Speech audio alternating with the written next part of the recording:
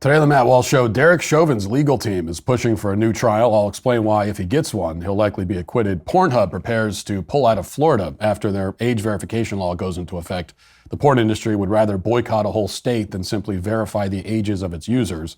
What does that tell you? And San Francisco's new fat acceptance czar explains why it's fatphobic to ask for a smaller slice of cake. All of that and more today on the Matt Walsh Show.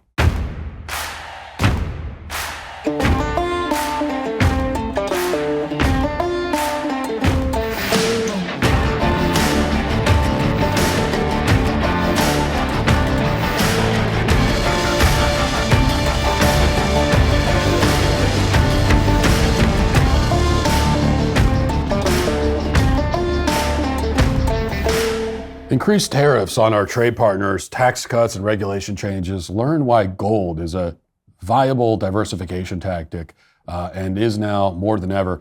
Birch Gold, the only gold company I trust, is releasing their ultimate guide for gold in the Trump era with a foreword by Donald Trump Jr. To get your free copy along with Birch Gold's free information kit on gold, text my name, Walsh, to the number 989898. Here are the facts. The national debt continues to increase. Our interest payments on the national debt continue to increase. Gold is still your hedge against a weakened dollar. And Birch Gold is still the company I trust to help you convert an existing IRA or 401k into a tax-sheltered IRA in gold. Text Walsh to 989898 for your free copy of the ultimate guide for gold in the Trump era. There's no obligation, only information. With an A+ rating from the Better Business Bureau, countless 5-star reviews, and thousands of happy customers, you too can trust Birch Gold. Text my name, Walsh, to the number 989898 today. With the acquittal of Daniel Penny in Manhattan, it's clear that Democrats are going to have some difficulty rounding up political prisoners for the next few years. As that trial demonstrated, they can't even sell a BLM narrative to a jury full of liberal women and a guy wearing a COVID mask, by the way. People are more skeptical of race hysteria now across party lines. They understand when they're being manipulated. They care more about facts instead of whatever the corporate press is saying. And that's all very bad news for Democrat prosecutors who are looking to collect a scalp. But this development is obviously small comfort to the many victims of these prosecutors who are still languishing away in prison after being convicted in show trials to appease the mob. And of course, maybe the single most prominent of those victims is Derek Chauvin. Chauvin was as you know, a police officer in Minneapolis who went to work in May of 2020 with the goal of protecting his community from violent felons, people like George Floyd. He's been sentenced to more than 2 decades in prison because Floyd, who had a recent history of overdoses, died in his custody while high on fatal levels of fentanyl. Now, the issue of causation was the single most important issue of the trial. That is the question of whether Chauvin actually killed Floyd. If Chauvin's actions weren't a substantial factor, quote unquote, in Floyd's death, then under Minnesota law, he's innocent. And that pretty much sums up the entire case. That's the whole thing. But after the trial was over, the jury came out and publicly admitted that they didn't really care about this issue at all. Causation just didn't really matter to them. They gave an interview with CNN where they explained that, in their view, Chauvin's actions didn't matter at all. Instead, they determined that Chauvin was guilty because of what he didn't do. They didn't convict him for murdering Floyd. They didn't convict him because his actions caused Floyd's death. Instead, they convicted him for failing to care for George Floyd in some kind of unspecified way. Watch. We got to the point, actually, that we realized for charge 2, at some point, I think it was Jody, I'm pretty sure it was Jody, said, wait a minute, does the intended act of harm have to be the death of George Floyd, or can it be him not providing the life support? And it was like all of a sudden light bulbs just went on for those people, I think, that were undecided or on the not guilty side. Yeah, go ahead. I want to hear from you, Jody. Why is it you brought that up? What did you? I brought that up because Tell me what you brought up and why. I brought up to the fact that this is not what he did, but more or less what he didn't do. He did not provide life-saving measures for George Floyd when he knew that the guy was in pain or needed medical attention. Why do you think that was a light bulb? Well, when we were in deliberations, and Jody did bring that up, and we did look through everything very, very carefully, what I thought about is something that was said during the trial, and that is Minneapolis Police Department has a motto. And if I'm understanding it correctly, their motto is, in our custody, in our care. George Floyd was in their custody. He was never in their care. And that, for me, it just hit hard. I don't feel like they ever cared for him. You know, it's an incredible piece of footage. First of all, there's no reason for a jury to be looking for a light bulb moment which allows them to rationalize a guilty verdict, unless they were looking for some pretext to convict Chauvin, which they obviously were. The jury shouldn't be trying to find a way to get a conviction. They should be looking at whether the prosecution proved its case beyond a reasonable doubt. And if they find themselves doubting the prosecution proved its case, they don't get to rewrite the law to help the prosecution out. But in this case, it's exactly what the jury did. They ultimately decided to hold Chauvin accountable for things he didn't do. He didn't respond compassionately enough to George Floyd's overdose or live up to the police department's motto, I guess, even though none of those things, even if they were true, would make Chauvin a murderer. The new rule, according to this jury, is that police officers have an obligation to perform CPR on violent suspects the moment they say they can't breathe, even though Floyd was claiming that he couldn't breathe just a few minutes earlier when he was resisting arrest and struggling with the officers in the back of a patrol car. And if police officers don't administer CPR and someone dies, then we'll just assume that the officer killed them. We'll just make that leap of logic because, why not? But just because the jury didn't consider the issue of causation to be relevant, that doesn't mean that it's not relevant. From a legal perspective on appeal, it's still very important. And that's why a federal judge in Minnesota named Paul Magnuson, who was appointed by Ronald Reagan, has just issued in the last week a ruling that could ultimately lead to a new trial in this case. This is a decision that's worth looking at and dissecting at length because it highlights what a farce the trial of Derek Chauvin really was. No matter how corrupt you think this trial was, it was actually a lot worse than you probably think. Now, the decision came in response to a motion filed by Chauvin's new lawyer in federal court. Chauvin's legal team is seeking to have his conviction overturned in part because his previous lawyer was ineffective to the point that he denied Chauvin his constitutional right to a fair trial. And there are other objections too, including that many of the jurors said they felt threatened by the mob. So Chauvin obviously didn't get a fair trial because they thought that their lives were in danger if they didn't convict, which they probably were. Not that that excuses them. But there are two central claims in the motion arguing that Chauvin received ineffective assistance of counsel. And the first is that Chauvin's lawyer during the trial failed to tell Chauvin that a doctor had determined that George Floyd died due to acute heart failure resulting in pulmonary edema and death. Now, there were indications that Floyd had a heart tumor that could have caused sudden cardiac death, and Chauvin was never told about that, nor was it brought up at trial, even though it seems like an extremely relevant fact. The second claim is that Chauvin's lawyer should have listened to the doctor and ordered tests on samples that were preserved from George Floyd's body. Those tests could have determined whether Floyd died of a type of myocarditis or some other heart ailment. And now, several years later, the federal judge has finally allowed Chauvin's new legal team to conduct those tests. Depending on what they show, they could completely undermine the prosecution's argument that Chauvin caused the death of George Floyd. And that, in turn, could lead to the conviction being thrown out and potentially a new trial if prosecutors decide to pursue it. Now, one of the reasons this is such an important ruling is that in Chauvin's trial, there was clear evidence that the prosecution lied about the concentration of fentanyl in George Floyd's system when he died. And if this case is tried again, this is going to be a major issue. Now, you might remember that in the initial autopsy report, the medical examiner determined that Floyd had lethal levels of fentanyl in his system. He said that there were no physical signs of strangulation and that it looked like a textbook overdose. But shortly afterwards, his assessment changed. Watch. Medical examiner Dr. Andrew Baker testified that in his initial autopsy on George Floyd, he found no physical evidence of asphyxia and that coronary artery disease and hypertension contributed to his death. Baker later added Floyd's high level of fentanyl and other drugs in his system also were factors in his death, as was the police restraint. Baker says his office received hundreds of complaints and threats as a result of these findings, but Baker denied he ever felt pressured to change his conclusions.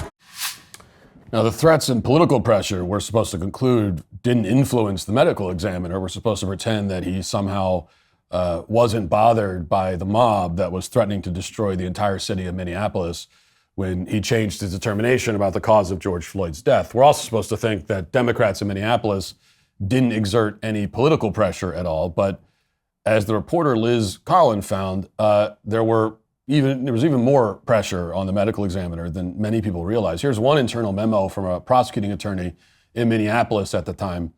And as you could see, according to the memo, on May 26, 2020, a team of 6 FBI agents met with medical examiner Andrew Baker to discuss his preliminary findings. And then after this meeting, he changed his conclusions. He decides that Floyd's death was a homicide caused by neck compression and that fentanyl wasn't the cause. A new trial, if that's where this goes, would offer Chauvin's new defense team an opportunity to pick this claim apart. And this is an opportunity that Chauvin's first legal team missed completely for some reason during the first trial. Outside of a few accounts on social media, people like Data Hazard, for example, no one's really talked about this, but it's an incredible oversight by the defense team and a remarkable act of corruption by the prosecution. And if anything completely blows apart the case against Derek Chauvin, it's this. So here's the moment in the trial that I'm talking about. This is maybe the single most important testimony in the whole case. The prosecution is questioning a forensic toxicologist about the levels of fentanyl in Floyd's blood. And watch how that unfolds. Here it is. So this is basically the postmortem concentrations or samples that were hospital blood samples that were submitted by Mr. Floyd, and we found fentanyl at 11 nanograms per milliliter and norfentanyl at 5.6 nanograms per milliliter. So this slide shows what the ratio of the parent drug to the metabolite is. So 11 nanograms per mil divided by 5.6, the norfentanyl gave Mr. Floyd a ratio of fentanyl to norfentanyl of 1.96. How does Mr. Floyd's ratio compare to that data set? So Mr. Floyd's ratio is roughly just a little bit below the median ratio in DUI. So it's a lot to process with the graphs and the numbers flying around, but the basic idea is that the expert is telling the jury that they collected post-mortem blood samples from George Floyd, meaning the samples were taken after Floyd died, and they compared these samples to other overdose victims and DUI suspects after their deaths. And Floyd's level of fentanyl were well below both of those groups at the post-mortem stage. And so the conclusion was that Floyd didn't overdose on fentanyl. The fundamental problem here is that Floyd's samples, according to the medical examiner's records, were not actually conducted post-mortem or after death. They're comparing Floyd's pre-death samples with other people's post-death samples. So to restate, there were samples of blood collected from George Floyd before he died in the hospital, according to the government's own documents. He wasn't actually pronounced dead until an hour after this incident with Derek Chauvin when he was in the hospital, which a lot of people don't know that either. And while he was in the hospital, his blood was drawn. And as the judge put it in his ruling this week, quote, "The autopsy report shows that ante-mortem blood was collected." And the prosecutor's own statement from 2020 confirms that. Here's what they said at the time. This is from another internal memo. Quote, "Dr. Andrew Baker said that he had the final toxicology results from Mr. George Floyd's samples. Those samples are from Mr. Floyd's hospital admission and were not acquired at autopsy. Baker said that these samples are better for determining actual blood toxicity than samples taken at autopsy. Samples taken at autopsy may have undergone post-mortem distribution." So here we have ante-mortem samples or pre-death samples of Floyd's blood. And that means that they were taken before the effects of Floyd's death could impact the samples. And here's the autopsy report, which also confirms that Floyd's samples are ante-mortem. It reads, testing performed on ante-mortem blood specimens collected 5/25/20 at 9 p.m., fentanyl 11 nanograms per millimeter. So this couldn't be any more clear. These are pre-mortem samples, according to the prosecution's own records. Now, you might be asking, what's the big deal? I mean, who cares if Floyd's blood was collected before his death or after it? Aside from the fact that he was not dead until he got to the hospital also seems pretty significant. He didn't die there on the street, as like pretty much everyone thinks happened. But even aside from that, this is a pretty significant distinction, because after death, fentanyl concentrations in the bodies of overdose victims are dramatically higher than they are before death. It's a difference of up to 900% within 8 hours of death. And that's because when you die, blood stops pumping, so blood concentrations change, and it drastically affects the way that these samples read. So what the prosecution did, in effect, was compare Floyd's fentanyl levels before this massive spike with the fentanyl levels of overdose victims after this massive spike. Of course, Floyd's levels were lower in this case because it was before the spike. And based on this apples to oranges comparison, the prosecutor convinced the jury that Floyd's death could not have anything to do with fentanyl. So in other words, when he arrived at the hospital, Floyd had a level of fentanyl in his blood that was consistent with an overdose victim when his pre-mortem blood was tested. In fact, Floyd's levels of fentanyl were more than 2 times the average lethal level that you see in fentanyl overdoses. But the prosecution hid this fact from the jury by presenting these blood samples as post-mortem. They compared Floyd's number with other people who had been dead for several hours. That's the game they played, and largely how they got a conviction. Now, it's impossible to overstate the significance of this deception. This was the crux of the prosecution's entire argument. I mean, they hit it again and again, including during closing arguments. Watch. Let's talk about what was in his system and the toxicology report. And you heard from Dr. Eisenschmidt, right? And what he testified was that George Floyd's fentanyl to norfentanyl ratio, the metabolite norfentanyl, that was well below the ratio of people who die from a fentanyl overdose. It was even below the median. And George Floyd's methamphetamine level, that was 94% lower than the group for driving, population for driving under the influence. Right? And Dr. Rich and Dr. Smock, they've treated patients who are under the influence of both fentanyl and methamphetamine, and they testified these drugs did not kill George Floyd. It didn't. We know that he had a tolerance because he used drugs in the past. So again, he's showing the chart with false information, presenting the numbers as post-mortem, and then at the end of that clip, the prosecutor claims that Floyd has built up a tolerance to fentanyl, implying that because he had overdosed before, his body could handle a high concentration of the drug. But that was never proven at trial either. We know that George Floyd had used fentanyl several times before. He even overdosed just months before his death, resulting in his hospitalization. But that's very different from saying that Floyd was somehow immune to the fatal effects of a fentanyl overdose, which was never demonstrated at trial because it's impossible, it's absurd. The other major problem here is that the prosecution's witness testified that Floyd died on the street, which seems incompatible with the idea that pre-death blood samples were later collected in the hospital. Watch. You're seeing here fatal injury to the brain from a lack of oxygen. Minutes later, still pinned to the ground by Chauvin. That's the moment the life goes out of his body. So this whole trial was full of incidents like this. There was the fact that Floyd's suspected drug dealer wasn't prosecuted, which allowed him to take the fifth and avoid testifying about the drugs in Floyd's possession. There was the prosecuting attorney who was allegedly threatened with professional consequences for refusing to add charges against Chauvin. There was testimony from Andrew Baker, who admitted under cross-examination that Chauvin's knee did not cut off Floyd's airway. There was the statement from the judge in the case saying every case is about racial justice, you may remember. There was the fact that the prosecution tried to hide the tape of George Floyd saying, "I can't breathe," when he was still in the squad car, and Chauvin's knee was nowhere near his neck. In 2024, there would be a chance that a jury would see through all of this corruption and vote to acquit Derek Chauvin. But in 2021, Chauvin was never going to receive a fair trial.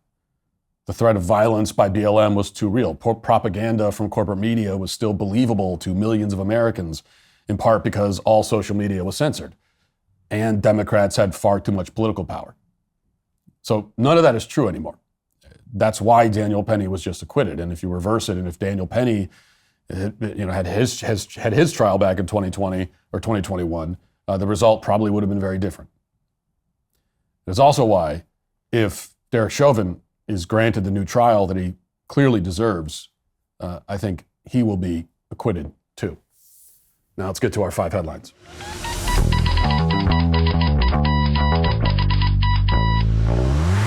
You're busy enough this season without having to get up on a ladder to clean out your gutters, with holiday decorations to hang and winter prep to tackle. The last thing you need is to worry about clogged gutters. And let's be honest, nobody wants to be up on a ladder when the cold weather hits. Whether you've been dealing with this headache for years or haven't checked your gutters in longer than you'd like to admit, there's a permanent solution waiting for you with Leaf Filter.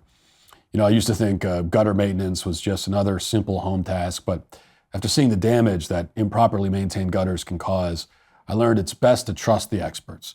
What seems like a simple clog can lead to serious issues down the line. When you invest in Leaf Filter, you're protecting your entire home. Water damage from clogged gutters isn't just inconvenient. It can lead to flooded basements, damaged foundations, and rotting siding. Leaf Filter's patented technology is designed to keep everything out except water. No gaps, no holes, just a clean, maintenance-free system backed by a lifetime no-clog guarantee. Over 1 million homeowners have already made the switch. When you schedule your free inspection, a Leaf Filter trusted pro will thoroughly clean, realign, and seal your existing gutters before installing your new protection system. They'll even provide a no-obligation estimate so you know exactly what to expect. Don't miss out on your last chance of the year to save up to 35% when you protect your gutters with Leaf Filter, America's #1 gutter protection system. Schedule your free inspection at leaffilter.com/Walsh. That's our lowest price of the year, up to 35% off at leaffilter.com/Walsh. See representative for warranty details. You know what's been a complete game changer for me lately? My Stopbox Pro. Got to tell you about this because it solved one of the biggest headaches I had as a gun owner. No more worrying about fumbling with your keys in the dark or dealing with electronic safes where the batteries might die at the worst possible moment. The Stopbox Pro is brilliantly simple and incredibly effective. The mechanical push-button locking system gives you instant access when you need it. No keys, no batteries, just reliable security with quick access. Here's something that really sets Stopbox USA apart. Everything is manufactured right here in America in their own facility. They're creating jobs for American workers while maintaining incredible quality control on every unit that goes out the door. While their Stopbox Pro is their flagship product, they've got a whole line of innovative gear, including their vehicle safe and chamber lock. When you use code Matt Walsh at stopboxusa.com, you'll get 10% off your entire order. Plus, this is huge, they're doing a buy one, get one free offer on the Stopbox Pro. That's right, you get 10% off everything and a free Stopbox Pro. Just head to stopboxusa.com and use code Matt Walsh at checkout. If you're looking for a better way to balance security and quick access, this is it. Visit stopboxusa.com. Use code Matt Walsh for 10% off, plus your free Stopbox Pro. Trust me, you won't regret it. All right, moving into the 5 headlines, or as many as I can get through before my voice completely gives out. It's always fun doing a talk show when you can't talk. We'll start with this. Gizmodo has this story. At the dawn of the new year, Pornhub will leave Florida thanks to a harsh new age verification law that takes effect on January 1st. The porn giant will no longer do business in the Sunshine State. The law mirrors similar laws passed in other Republican-led states where Pornhub has stopped doing business. Users in Florida visiting Pornhub have been treated to a fun pop-up in recent days saying, "You will lose access to Pornhub in 14 days." Reads the window that dominates the screen on the site when it's access from an IP address in Florida. Did you know that your government wants you to give your driver's license before you can access Pornhub? As crazy as it sounds, it's true. You'll be required to prove you're 18 years or older, such as by uploading your government ID for every adult content website you'd like to access. That's what the little warning thing says on the Pornhub site. As it repeatedly promised, the GOP is fighting pornography. In many states, it's winning. In Oklahoma, Kentucky, Texas, Montana, North Carolina, Arkansas, Utah, Mississippi, Virginia, Louisiana, a citizen who wants to access an adult website has to prove they're 18 years old by showing a government ID. Florida's law is HB3. The law is broad. It requires a website that provides material that is harmful to minors to provide a means of anonymous age verification to its minors. The Free Speech Coalition, a trade group that represents pornography websites, has been fighting these laws in court. Quote, "These laws create a substantial burden on adults who want to access legal sites without fear of surveillance. Despite the claims of the proponents, HB3 is not the same as showing an ID at a liquor store. It is invasive and carries significant risk to privacy." The parent company of Pornhub has said that, quoting now, "The best solution to make the internet safer, preserve user privacy, and prevent children from accessing adult content is performing age verification at the source on the device." So, and they also, ILO is the name of the parent company, I guess, AYLO. And they say that there's, safety concerns and privacy concerns with requiring users to give an ID, to show an ID. So a few things. First of all, congratulations to Florida. This is just makes Florida an even better place to live, I imagine. And second, I love this claim that a law requiring users to provide identification is somehow a substantial burden. That's what they're saying. That's what the Free Speech Coalition, so-called, is saying. It's a substantial burden to have to provide an ID. Well, let me just say, if you live such a life that having to provide your driver's license to a porn site is a substantial burden, if you are substantially burdened by that, then it tells me something about you. That's a reflection of you, not the law. And this is one of the two scenarios where the left tells us that having to show an ID is some great, terrible, unreasonable burden. It's like porn, and then of course the other one is voting. Those are the two. You have to show ID to do everything else in life, in adult life anyway, right? You have to basically carry your ID around with you everywhere. You have to be ready and able to show it every single time you sit in the driver's seat of a car. Everything requires ID. But if you have to show it to vote or to watch porn, suddenly it's oppressive. It's not oppressive in any of those other scenarios, right? But in those two specifically, it is. It's an enormous, burden all of a sudden. Well, I don't take those crocodile tears very seriously. Because if you would rather expose children to pornography than be slightly inconvenienced while accessing pornography, then I just really don't care about your opinion that much. You're just not a serious person or a good person or even a vaguely decent person. Because when it comes to any law, there are always going to be trade-offs. There will always be competing interests when it comes to any law, right? And in this case, you have on one hand the need to protect children from extremely harmful content that will damage them emotionally, psychologically, spiritually. On the other hand, you have the desire of porn users to access porn quickly without any inconveniences. So those are the two competing interests in this in this case. Those are the two forces that are pulling against each other, and it's really not much of a competition, I have to say. It's a trade-off that I'm perfectly willing to make. Any decent person would be. And you notice the other thing about this that's pretty wild, which is that Pornhub says that it puts users at risk, it puts their privacy at risk if they have to give their ID to access the site. So this is the argument that Pornhub is making. They're saying it's not just a matter of inconvenience, it's also a risk because you're giving your ID. Well, wait a minute, Pornhub. Why would that put anyone at risk? They're giving their IDs to you, aren't they? Isn't that what's happening? They're giving their IDs to you as the website?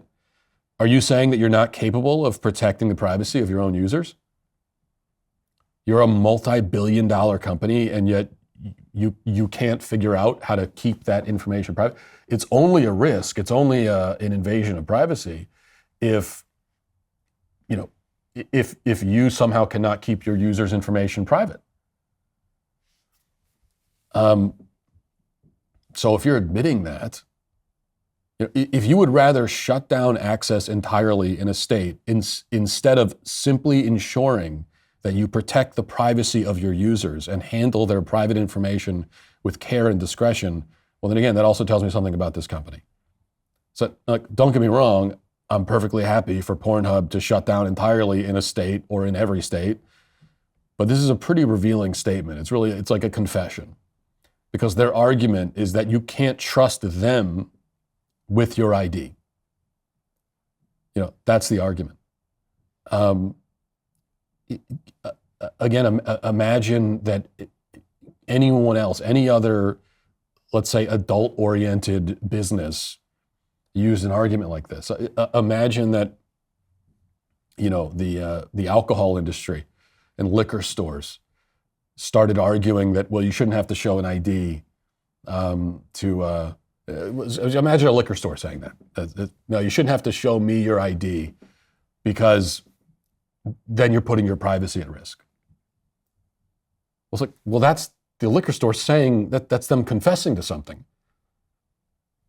Why should that put privacy at risk? Unless you are saying that you are going to be careless with that information or use it in some nefarious way. And the thing is, I agree, actually. I certainly wouldn't trust Pornhub with my ID. I wouldn't trust them. So they're basically saying you can't trust them. And this is one area where I agree with them. I would not want Pornhub to have my ID, but that's an argument for just not patronizing Pornhub at all. It's not an argument for not having systems in place to protect kids. And by the way, one other thing is I actually agree with them on another point, sort of, partially, in that they say that there should be age verification on the device. There should be age verification on the phones, on the computers, and so on. And that part, now, they're only saying that. They don't actually want age verification on anything, let's be clear. They don't want age verification on the phones. They don't want on anything because they want kids to access this stuff. They want everyone to access it because it's more money for them, more clicks, more money, and so they don't care. They don't care if it's adults, kids. They don't care, but they're just deflecting. They're punting the ball, and they're saying no, don't make us do it. Make the cell phone companies and all that do it. But yeah, there should be age verification on the device too. There should be protections put on devices, on computers. Let's do all of that. Okay, that's the answer. That every porn site should be required to verify ages, and every cell phone company should be required to put, protections in place on the device to protect children from this stuff. I mean, this should be. It's not an either or proposition. It's all of that should be happening. We should, as a society, be treating this as this is a crisis level event. I mean, that's how we should be treating it. When you've got millions of children who are accessing the kind of content that even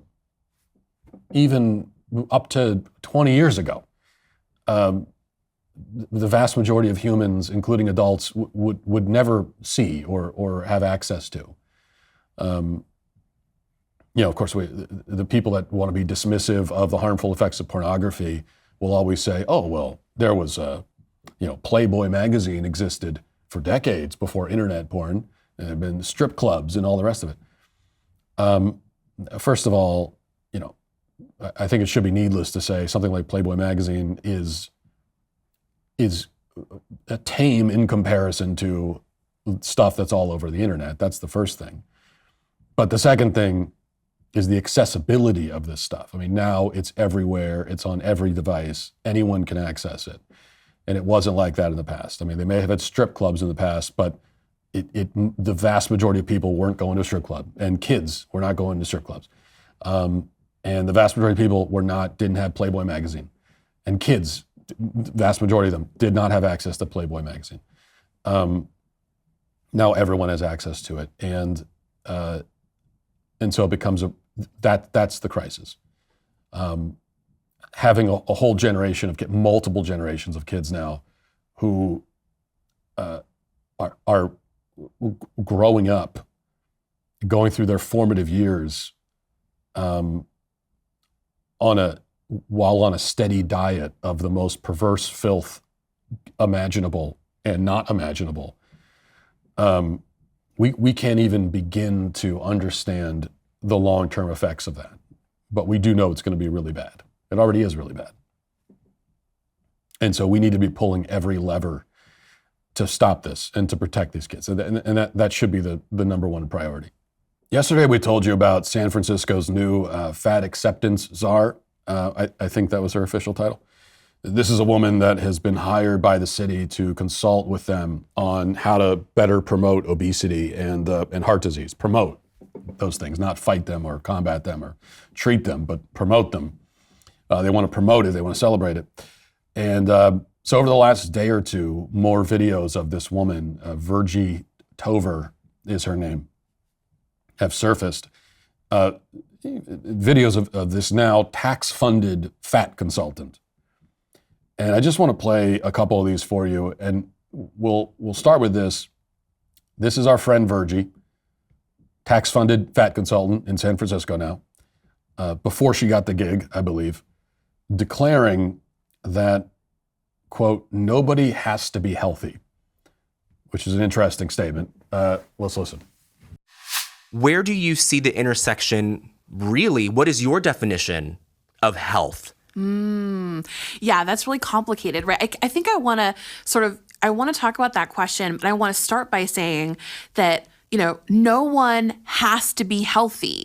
No, right? Like, I mean, it's like, no, like there is no governing body that's like out there putting, you know what I mean? It's like no one owes anybody that in either the traditional sense of the word or any other more innovative or, more politicized, maybe even version of that word. So I think it's important to say like, and I want to back up and bring in intersectionality and say like, right, like look at the disabled community, right? Like I think people with disabilities have and activists within that space have consistently been saying like, I'm never going to be your notion of healthy. That doesn't mean I don't get to be a full human. You get to treat me some kind of way, right? And so I think that I love taking that principle within disability rights to fat activism and to understandings of fatness. So I want to start there, right? Like no matter what size you are, you don't owe anybody else your health. But I mean, for me, right, like in an ideal world where there wouldn't be health-based gatekeeping.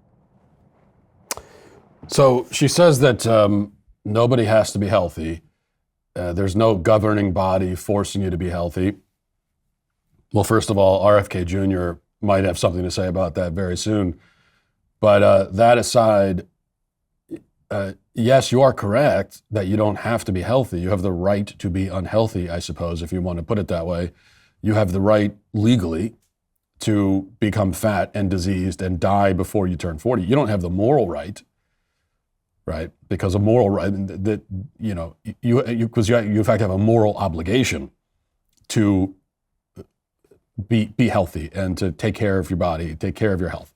That's a moral obligation that you have.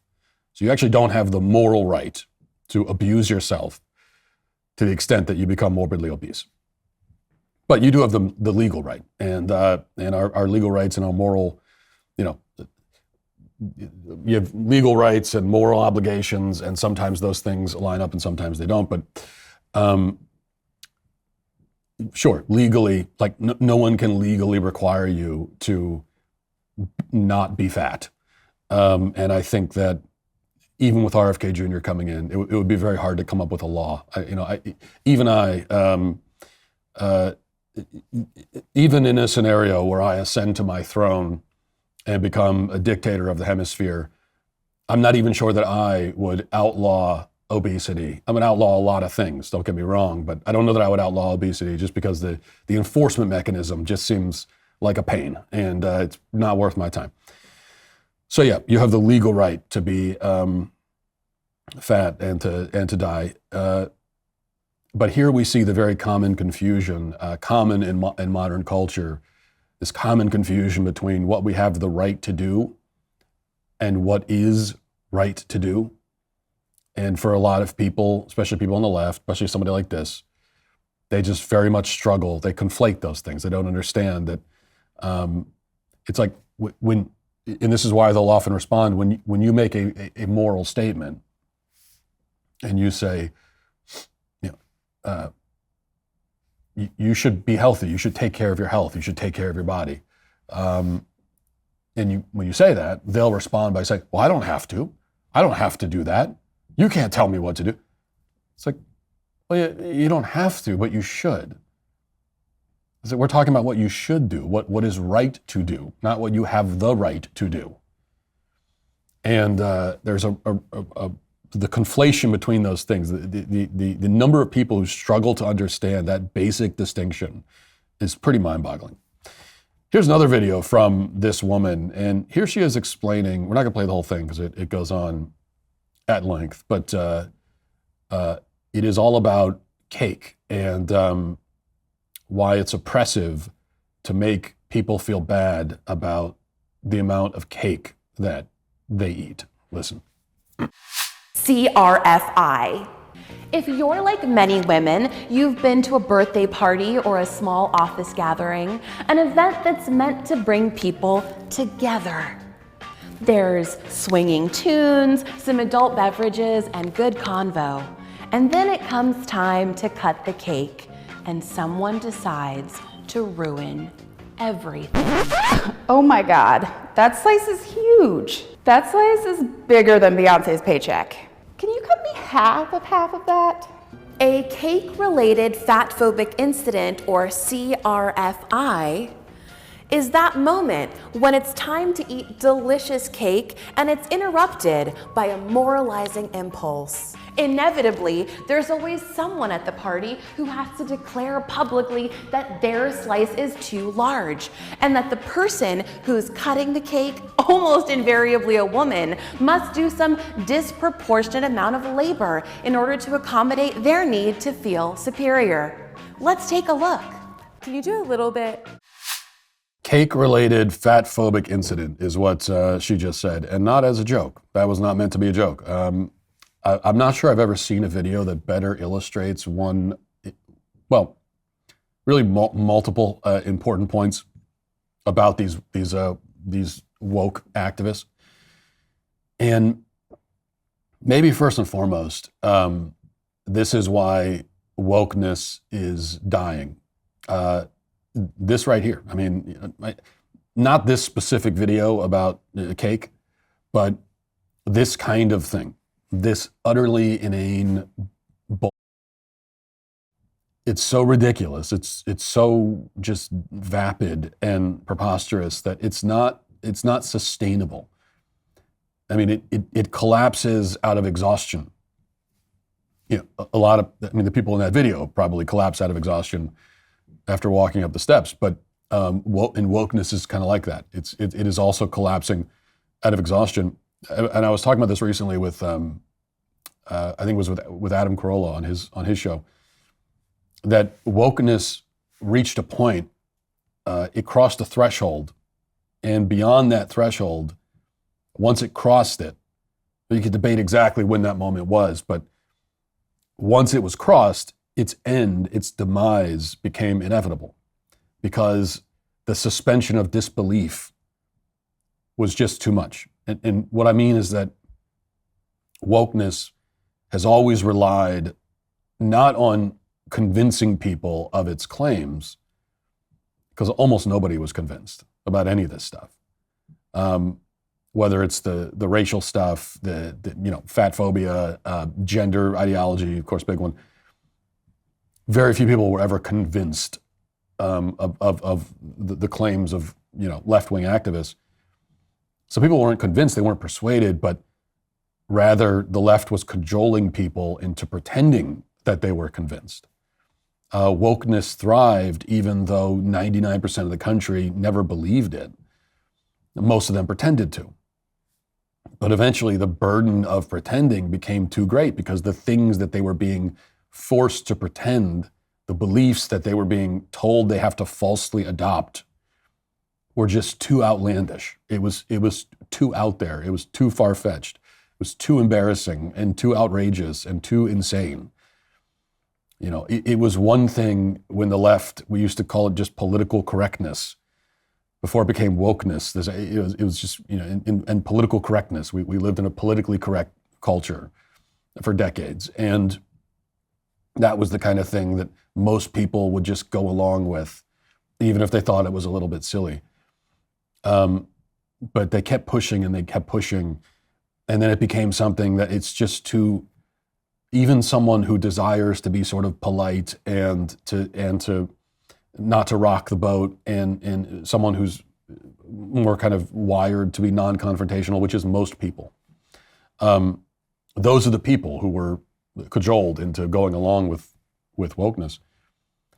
But it only works up to a point, and you can get to a point where the average person, what you're trying to force them to pretend they believe or to, nod along with, and smile and nod and sort of accept, it's just too much. It's too outrageous. And this is a good example of that. This kind of thing where it's fatphobic. First of all, the idea of fatphobia, just the term itself is too much for most people. It's ridiculous. And everything else there too. And the other thing you see in that video is that for most woke activists, their whole worldview is really structured around their own personal pet peeves and hang-ups and anxieties. So in this case, you've got a bunch of women who feel embarrassed when another woman eats less cake than they do. And so that's what this is really all about. That when they're at a work function or someone brings cake to the break room, and or they're at a party, and when they see a woman who's in good shape, say, "Oh, I'll take a smaller piece." These other women who are fat feel that makes them feel embarrassed, and because they know they're about to chow down on the whole damn. In fact, they were going to ask for a bigger piece than what they were being served, and now they've constructed a whole philosophy really around condemning that skinny woman who wanted less cake. It's like their whole worldview, their whole personal philosophy is really just structured around that woman and condemning her and all of that. That's basically what wokeness is. Let's talk about something that affects all of us, taxes. The October 15th deadline is passed. If you're not prepared, you could be in for a world of hurt. Do you owe back taxes? Are your returns still unfiled? Did you miss the deadline to file for an extension? Now that we're past October 15th, the IRS is probably gearing up for some aggressive enforcement. And trust me, you don't want to be on their radar. We're talking wage garnishments, frozen bank accounts, or even property seizures. It's not pretty, folks, but before you start panicking, there's still hope. Tax Network USA has helped taxpayers save over $1 billion in tax debt and filed over 10,000 tax returns. These guys specialize in reducing tax burdens for hardworking Americans just like you. Look, I get it. Dealing with the IRS is about as fun as a root canal, but ignoring the problem won't make it go away. So here's what you got to do. Don't wait any longer. For a complimentary consultation, call today at 1-800-958-1000 or visit their website at tnusa.com/Walsh. Their experts will walk you through a few simple questions to see how much you could save. That's 1-800-958-1000. Visit tnusa.com/Walsh today. Don't let the IRS take advantage of you. Get the help you need with Tax Network USA. Tonight is the night. Turning Point's annual America Fest kicks off live from Phoenix at 6 p.m. Central on DailyWire Plus. Join the DailyWire crew and many more as the full power of conservative media joins forces for 4 incredible days. You can watch every minute live on DailyWire Plus. Not a DailyWire Plus member? Well, now's the time to join. Get 6 months of DailyWire Plus for free when you purchase an annual membership. It's a full year of uncensored daily shows, groundbreaking entertainment, and investigative journalism for half the price. Your support isn't just a membership, it's the fight for the truth. Every dollar goes back into the battle to fight the left and build the future. Go to dailywire.com/subscribe to join today for half the price. Now let's get to our daily cancellation.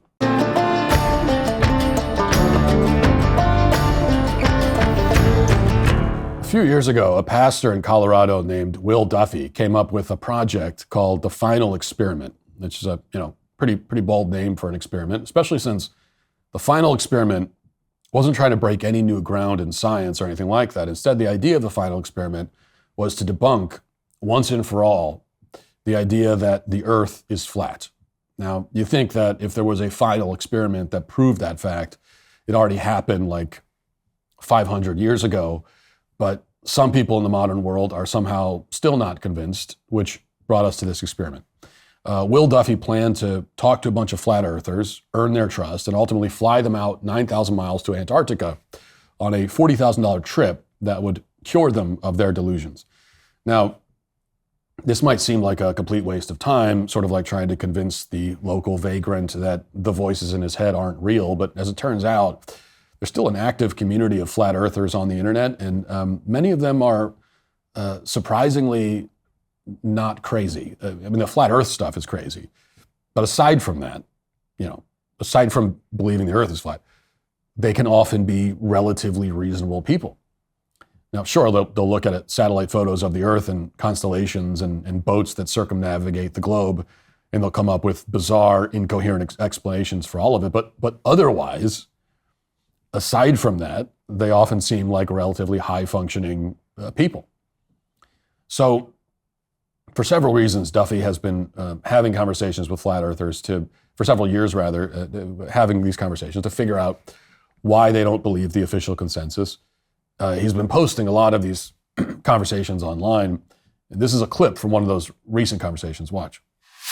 From a flat earth point of view, I've always been mindful that the government isn't always truthful, and that's been with me for years. When I was age 20, I read a book by Vance Packard called Hidden Persuaders, which opened my eyes to the invisible forces that are controlling how we think.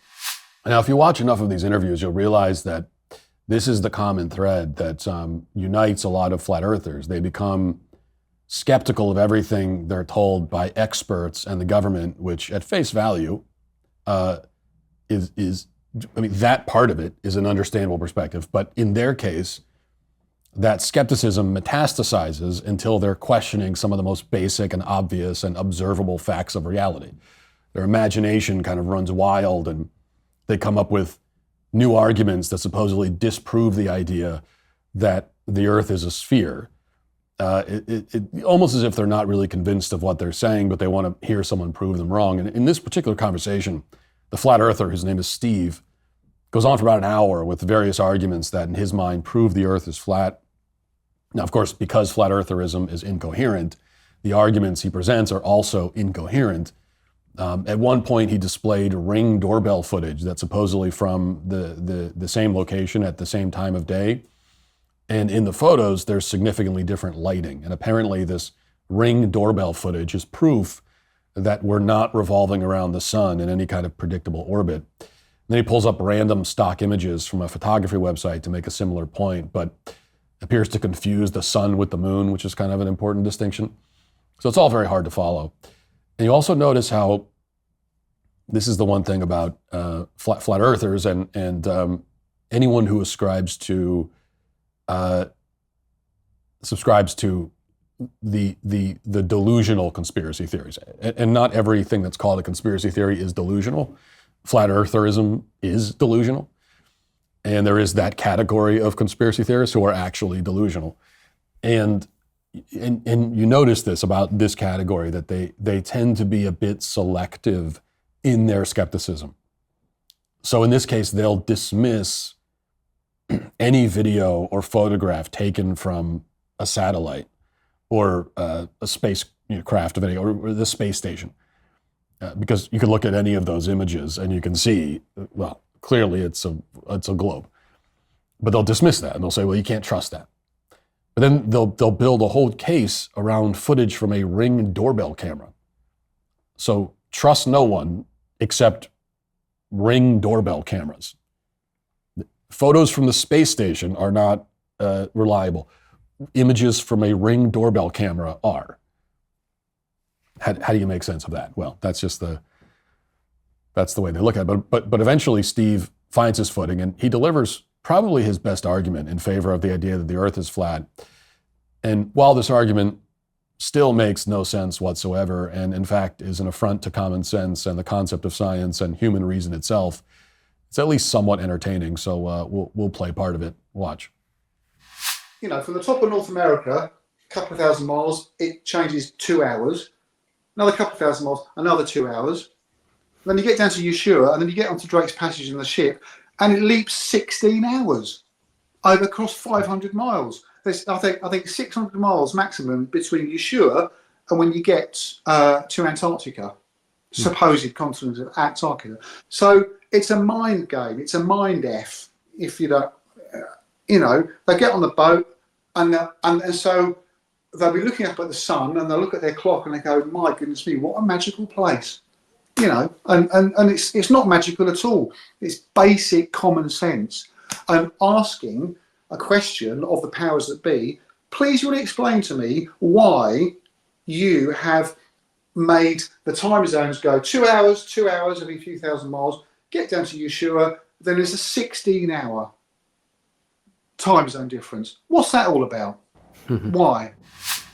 Now, one thing that Steve doesn't clarify in his explanation is that time zones don't change when you go from north to south. They change when you go west to east or vice versa. And that's a key point because it helps demonstrate that the time zones, or rather the different lighting conditions in different time zones, actually provide evidence that the Earth is spherical. I mean, if you needed evidence, additional evidence, there you go.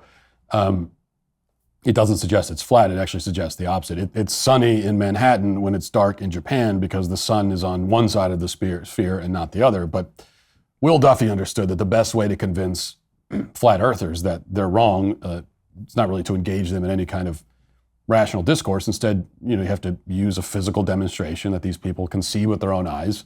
You have to demonstrate to them in person that they're very confused about time zones and the positioning of the sun and so on. You have to prove to them that their understanding of all these concepts is fatally flawed. So to that end, Duffy offered some prominent flat earthers the opportunity to go to Antarctica to witness the 24-hour sun or the midnight sun. As Upworthy reported yesterday, quote, in a flat earth model, Antarctica is usually depicted as an ice wall that encircles the rest of the planet. Sometimes it's shown as its own distinct continent. However, by visiting Antarctica in the summer, the team would be able to see Antarctica's famous 24-hour sun or midnight sun up close and personal. Flat earthers, crucially, do not typically believe that a 24-hour sun is possible. In their models, the sun would rise and set in Antarctica the same way it does everywhere else. The existence of midnight sun would, if not outright prove, at least heavily suggest the Earth is a tilted sphere. Now, the other benefit of going to Antarctica is that it would hopefully demonstrate that the Earth is not, in fact, entirely surrounded by an ice wall which separates the Earth from the rest of the universe. This was the proposal that Duffy came up with. He covered the expenses of these flat earthers to go and see the 24-hour sun in Antarctica. And to their credit, the flat earthers took Will Duffy up on his offer. The whole trip was streamed online via Starlink. And in the end, as expected, the sun was up for 24 hours, providing fairly convincing evidence that the Earth is not flat. Now, I don't see why it would necessarily be any more convincing than the 9 million other pieces of incontrovertible evidence, but maybe Exhibit 9,000,001 would somehow break through for people who ignored the first 9 million. What wasn't expected, at least not by everyone, is how the flat earthers would respond. And in many cases, they didn't storm off in anger or disbelief. Instead, for the most part, they processed what they'd seen, relatively reasonable about it. Here's one of those flat earthers, a man named Jaron Campanella, on the trip to Antarctica. This is a video that's gone viral in the last couple of days. This guy is apparently pretty big in the flat earth community, I guess. But here he is after having his whole worldview crumbled. Here he is. Now turn it over to the flat earthers. Who would like to go first? So obviously you all know Jaron Campanella of Jaronism, one of the most popular flat earth YouTube channels. Not for long. All right, guys. Sometimes you are wrong in life. And I thought that there was no 24-hour sun. In fact, I was pretty sure of it. But I respect Will Duffy for being a stand-up guy, at least in the way that he kept saying it was true. I kept saying it wasn't. He said, "Do you want to go? I'll take you." And brought me here. And it's a fact. The sun does circle you in the south. So what does that mean? You guys are going to have to figure that out yourself. Don't listen to my beliefs or my opinion. It shouldn't matter to you. But at least you should be able to accept that the sun does exactly what these guys said as far as circles the southern continent. So that's about it. I realize that I'll be called a shill for just saying that. And you know what? If you're a shill for being honest, so be it. I honestly believe there was no 24-hour sun. I honestly now believe there is. It seems like the moon does circle here. as well. So you start thinking about that as well. It doesn't mean that AE map is over, flat Earth is over. Maybe somebody's got the answer. I don't have that answer right now. So just want to say thanks again. Appreciate it. Thanks, brother. So at the end, he leaves open the possibility that maybe the flat Earth theory can somehow be validated, but for the most part, he's polite and rational as he processes the whole thing. He's been confronted with evidence that everything he's been saying is wrong. He built his whole worldview, I mean, his literal worldview around a falsehood, and, handles it about as well as you could hope. At the same time, not everyone on the trip had the same reaction. For example, one flat earther named Austin Whitsitt was a little hesitant to draw any conclusion from the trip. According to The Sun, the publication The Sun, he said, quote, "I don't think it falsifies flat Earth. I don't think it proves a globe. I think it's a singular data point." He added, quote, "I've seen a physical demonstration that could show this working, but I do think that some of the data we're going to have from this trip will help to clarify if that is what's actually happening." It's a bit like jumping off of a building and then saying you still need more data to prove that gravity exists. Obviously, this person is never going to be convinced of anything, and somehow to this day, there are a decent number of people like him out there. And on one level, that's pretty surprising. It's kind of mind-boggling that flat earthers exist in a world with satellites and air travel. I mean, it's impressive that people could be so wrong about something that's so readily observable to everybody on the planet. This is one of the ironies, right, of the information age, that there are almost certainly more flat earthers in the world today than there were 100 years ago, even though we have immediate access to more information than a person 100 years ago would have encountered in a lifetime, in 100 lifetimes. At the same time, as flat earther Steve said earlier, there's a possible explanation for this phenomenon, which is that Americans and people all over the world have no trust in our institutions anymore, which is not an excuse for flat eartherism, which is flat eartherism is objectively very extremely stupid, but it does kind of put it into context. When you lie to people about pretty much everything, then you get people who start questioning everything, and that can extend down to the basic fundamental facts of the universe.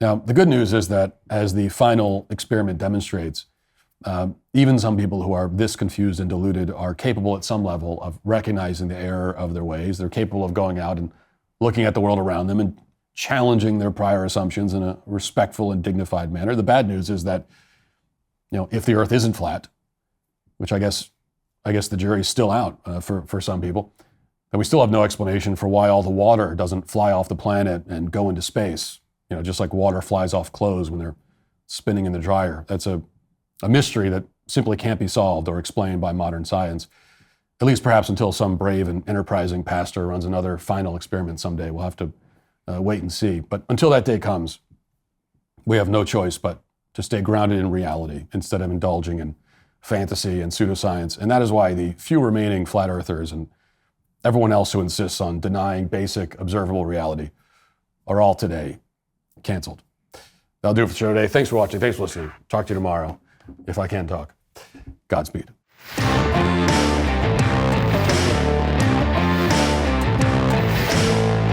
House Republican leadership tries to give Democrats a bunch of goodies.